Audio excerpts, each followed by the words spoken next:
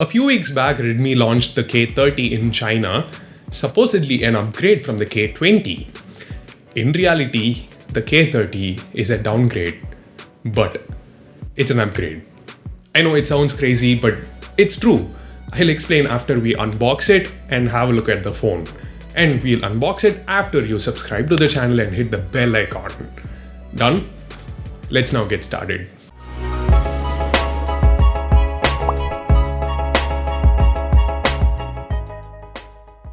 Here we go, the box, a SIM ejector pin, the Redmi K30, a USB Type-C cable, a 27-watt fast charger, some paperwork, and a transparent silicone case. It comes with a case, but there is no pre-applied screen protector, so I highly recommend you to get a good tempered glass like the one from our sponsor, Glazed Ink. What's special about Glazed Ink is that they have actual 2.5D curved glass along the edges, so the entire screen is covered, no air bubbles or awkward gaps like these, which you might get from installing any other tempered glass in the market. They are also available for most other phones, including the OnePlus 7T and the Redmi Note 8 Pro. So do check out Glazed Ink, link in the description, use the promo code TJOC to get 10% discount. As you can see, the Redmi K30 looks quite different from the K20. Redmi has moved from the flame sort of design on the K20 to a more conventional gradient look, blue and a bit of purple hue. The circular patch around the camera module is unique and it definitely adds to the beauty of the phone. We have the same Redmi branding and we can see designed by Xiaomi inside the circular patch. So overall it looks symmetric.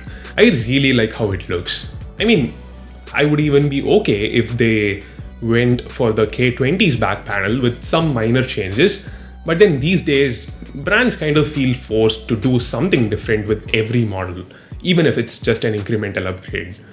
Redmi has also used Gorilla Glass 5 on the back as well as the front. That's becoming a standard for them these days and it's great, really appreciate it. Now, what they did on the front is not just different, but also a downgrade from the full bezel-less design of the K20.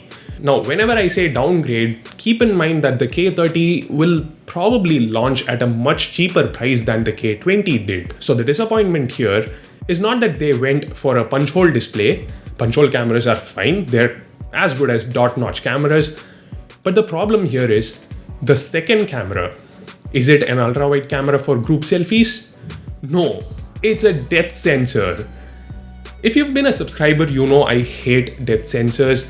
I think they're useless these days, but still brands keep including it just to increase the camera count. And that's fine for the rear camera setup because it's not affecting anything else. It's just like a dummy camera. It's just there. It doesn't cause any trouble, but that's not the case on the front. At a time when every brand is trying to maximize the screen to body ratio, why would Redmi waste some space for the depth sensor? Anyway, the display itself has gone through some changes. The first thing that's noticeable is that it's huge, 6.67 inches. The ratio is also different now, 20:9 instead of 19.5:9. So it's also taller and of course also heavier. That's like the first thing you'll notice when you pick up the phone. It's chunky and heavy, and weirdly, Redmi has gone for an LCD panel instead of AMOLED. The quality is amazing though, it gets super bright, the colors are really good, it even supports HDR10, but the use of an LCD panel means the K30 loses the in-display fingerprint scanner. So where is it now? To the side, on the power button. This is again something I would consider as different but not downgrade, because it's actually pretty good. It's faster than the K20's in-display scanner in fact. Now what if you just want to peek at the lock screen? Just to check notifications. You can just press a part of the power button. It's actually convenient because the power button is quite big, so there is enough surface area to work with. The only disadvantage I can think of is how left-handed users will struggle to reach the fingerprint scanner. Their index finger or middle finger has to go around the phone and somehow manage to reach the fingerprint scanner, and that's definitely gonna be a hassle for them.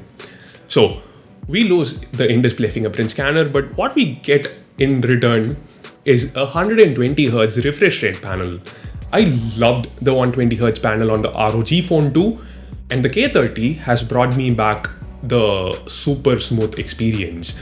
Now, even in supported apps, the K30 doesn't seem to be hitting 120Hz all the time. There are stutters here and there in the UI. The 120Hz option is more like up to 120Hz, not exactly 120Hz. But yeah, the point is, you could easily feel the difference. It's even more noticeable than a 90Hz display.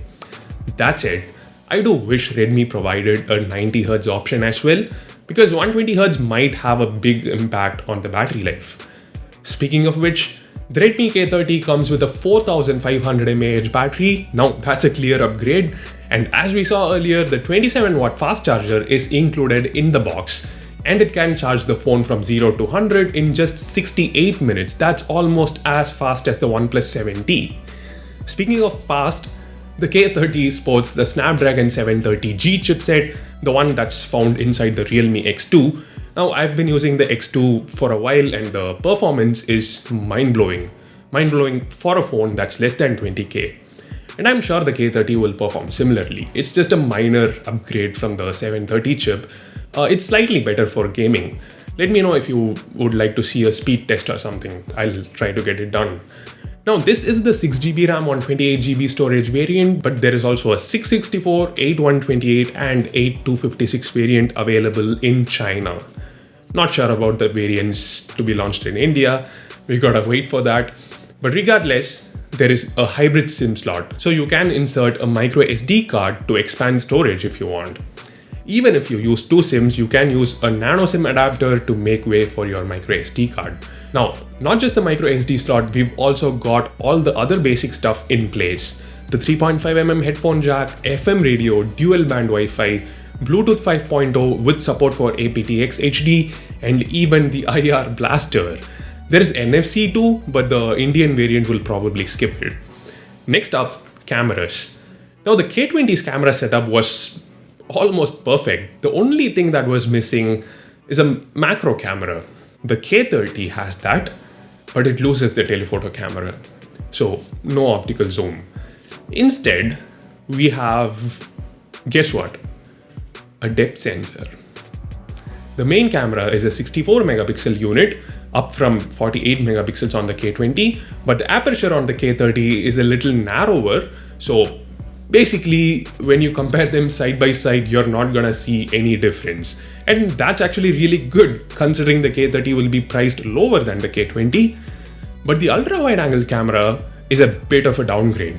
8 megapixels instead of 13 on the K20. Not just megapixels, the sensor size is also smaller. So the performance, especially under low light, is not going to be as good as what we saw with the K20. We can notice more noise on the K30's images. The macro camera is pretty good. It's just 2 megapixels, but it can get some nice shots. So overall, these are the upgrades and the downgrades on the K30. It has a 120Hz panel, a hybrid SIM slot, a macro camera, a larger battery, and faster charging out of the box. These things were missing on the K20.